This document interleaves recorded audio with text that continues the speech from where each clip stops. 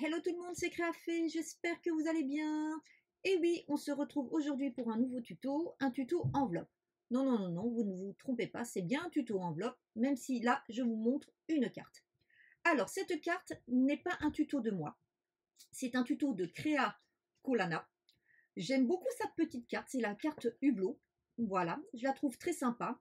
Donc là, par contre, moi, je l'ai faite avec, au niveau des die cuts, des die cuts qui m'ont été offertes par la boutique Scrap Enjoy. Et donc, ce sont des petites die cuts de chez Scrap Boys. Et je trouvais que c'était vraiment très mignon. C'était fait un petit peu relief, alors qu'en fait, voilà, c'est deux fois la même dies qu'on a l'une sur l'autre. Voilà. Donc, vous retrouverez en barre d'informations, comme d'habitude, l'accès à la boutique Scrap Enjoy. Mais je vous mets aussi le tuto vers la chaîne de Créa Colana, où vous retrouverez donc son tuto. Donc par contre, moi ce que je vous propose aujourd'hui, c'est de créer l'enveloppe qui va pouvoir vous permettre d'envoyer cette petite carte. Donc c'est un peu différent de d'habitude, parce que d'habitude j'associe toujours mes enveloppes au tuto de cartes que je vous propose.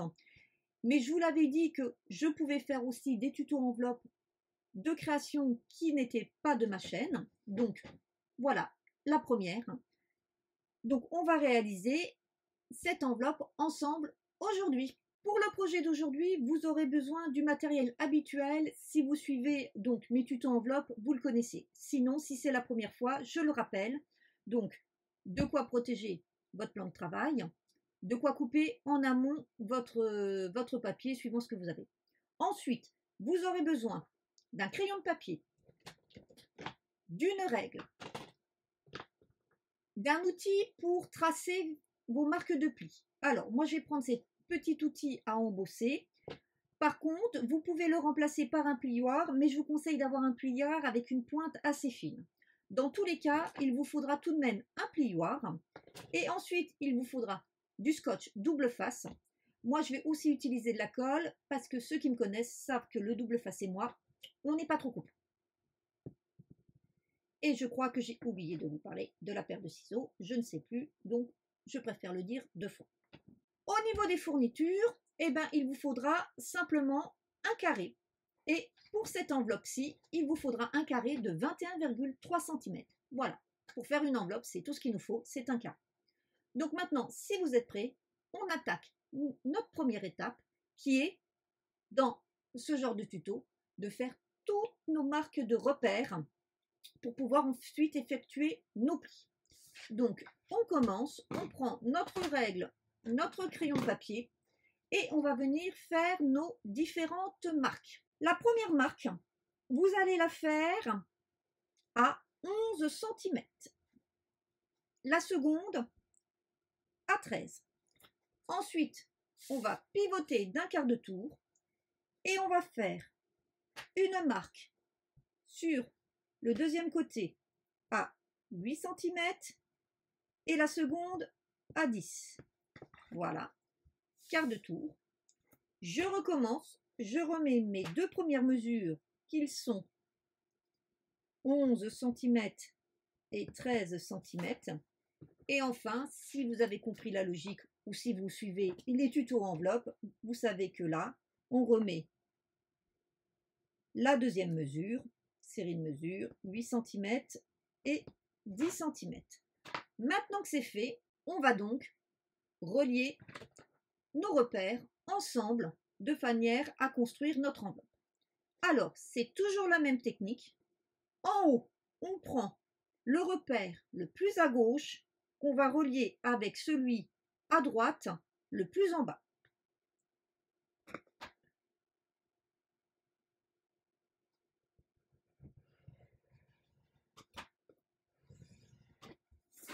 Donc, je vous montre.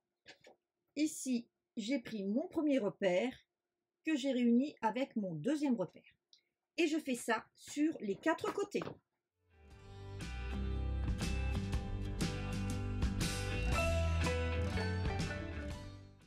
Et voilà, c'est fait. Maintenant, il ne nous reste plus qu'à écraser nos plis. Donc vous voyez, on commence à voir la forme de notre enveloppe. Alors maintenant, on va venir couper ces 4 petits triangles de manière à faire nos petites encoches.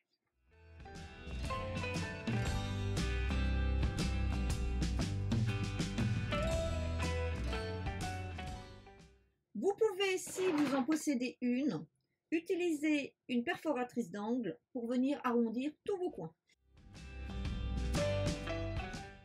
Notre enveloppe est quasiment terminée. Il ne nous reste plus maintenant qu'à venir coller les 3 côtés de manière à la fermer.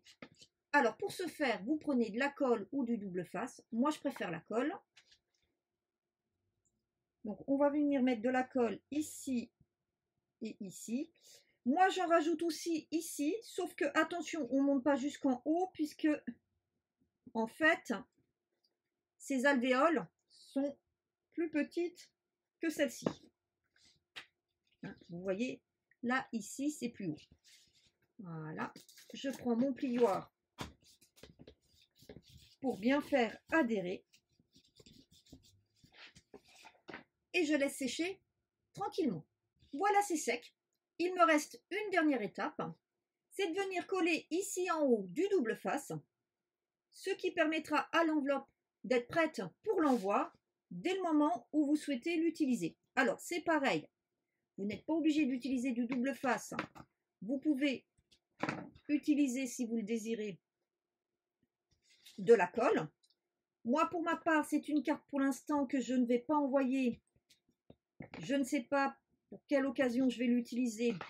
Donc, je préfère préparer.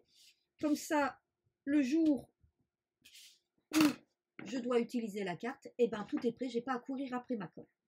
Donc maintenant, je prends ma petite carte, je la mets dedans et vous voyez, elle rentre impeccable. Alors, cette enveloppe, elle fait 15,5 sur 11,5. Voilà, donc elle peut vous servir pour toutes vos créations de 15-11. Il n'y a aucun souci. Donc cette enveloppe, vous pouvez l'utiliser pour plein d'autres projets de cartes que vous avez qui font ces dimensions. Voilà. En attendant, j'espère que ce petit tuto vous aura plu.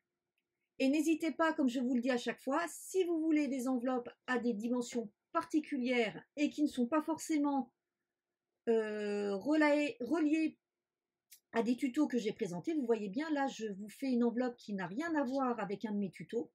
Eh bien, il n'y a aucun souci. J'essayerai d'y répondre au plus vite. Je vous souhaite une bonne journée. Je vous dis à très bientôt. Bye bye.